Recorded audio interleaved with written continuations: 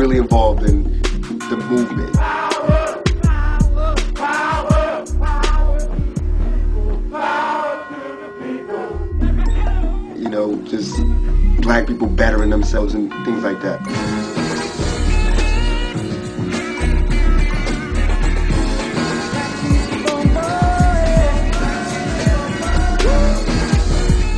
She had a high position in the Panther Party, which was like unheard of, because of course there was sexism, even in the Panthers. All of my roots to the struggle are real deep. My godfather, Geronimo Pratt, had a top official rank position with the Panthers on the West Coast. You can tell revolutionary, but you can't tell a revolution.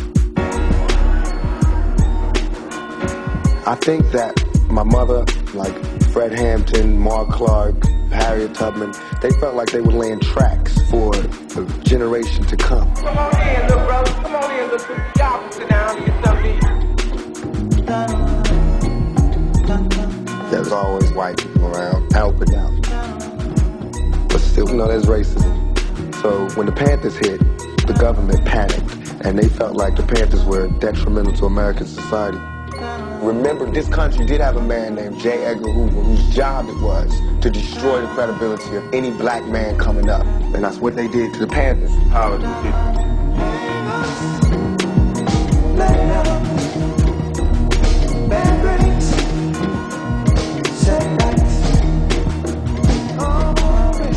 The government raided every Panthers house, especially the ones they felt like could do the most damage as an orator. So they just burst in and put a gun to my mother's head and said, "Don't move, you're under arrest."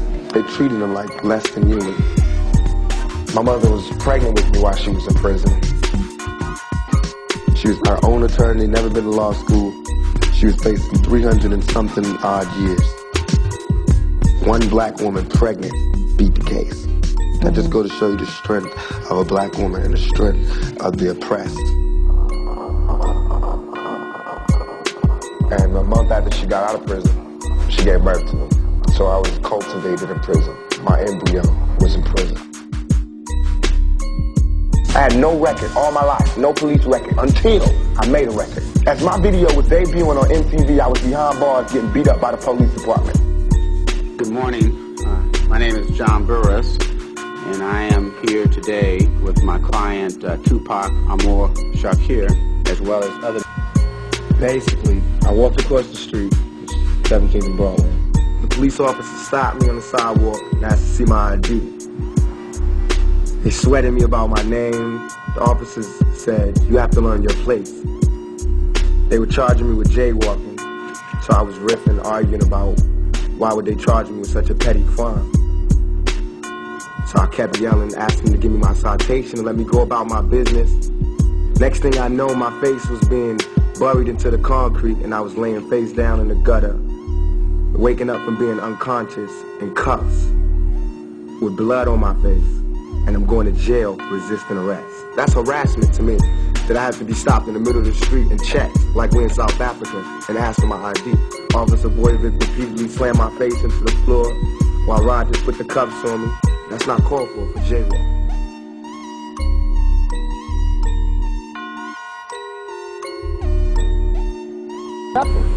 I'm charged with being in concert with some guys.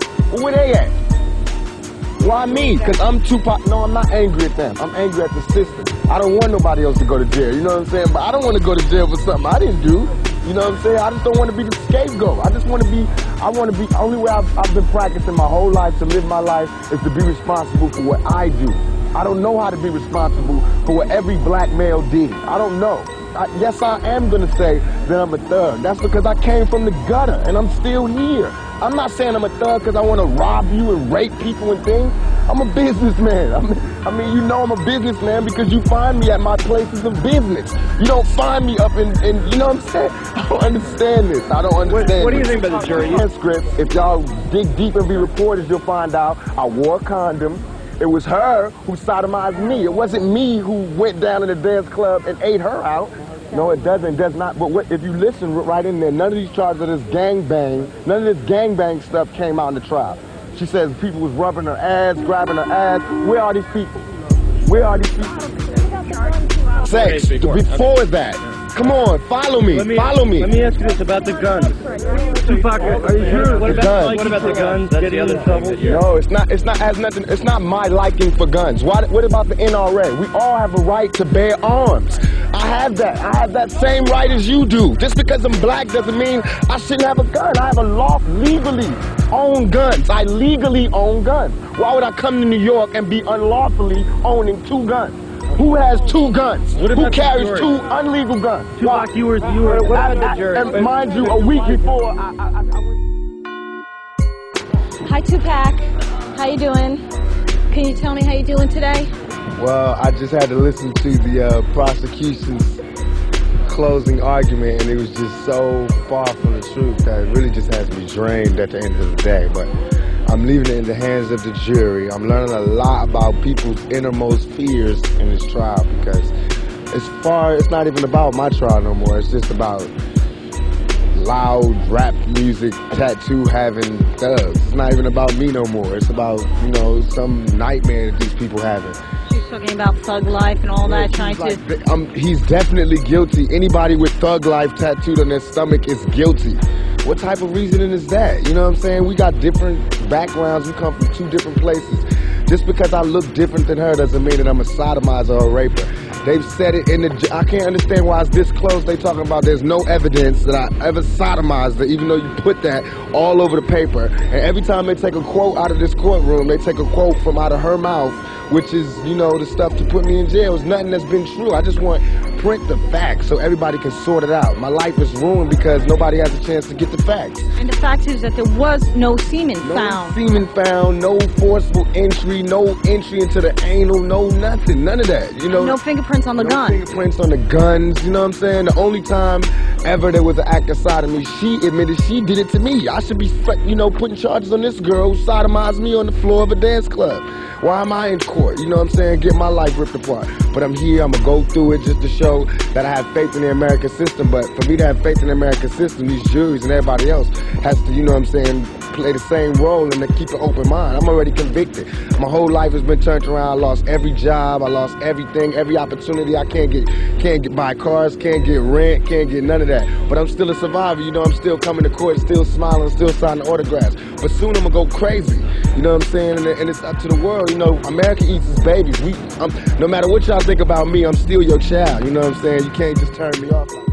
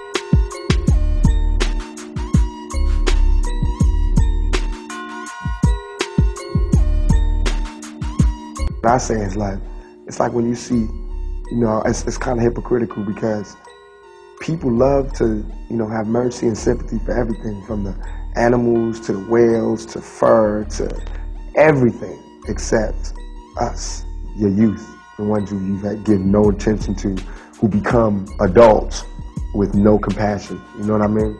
And I feel like if you walk by a street and you was walking on concrete and you saw a rose growing out of concrete, even if it had messed up petals and it was a little, to the side, you would marvel at just seeing a rose grow through concrete.